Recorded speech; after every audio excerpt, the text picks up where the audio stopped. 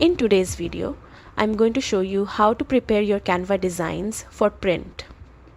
Whether you're a seasoned designer or just getting started, this guide ensures your designs come out crisp and professional on paper.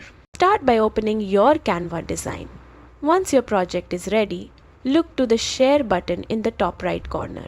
Clicking it opens a menu with several options, including sharing your design or saving it for print. Next, click Download and you'll see a list of file formats. By default, Canva selects PDF Standard, which is great for web sharing but not ideal for high quality prints. For printing, switch to PDF Print.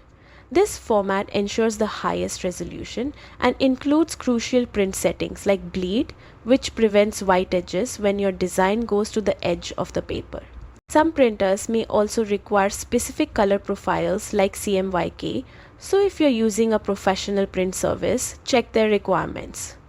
But for most home and small business printing, PDF Print handles it perfectly. Finally, click Download. Canva will process your design into a print-ready PDF and save it to your device.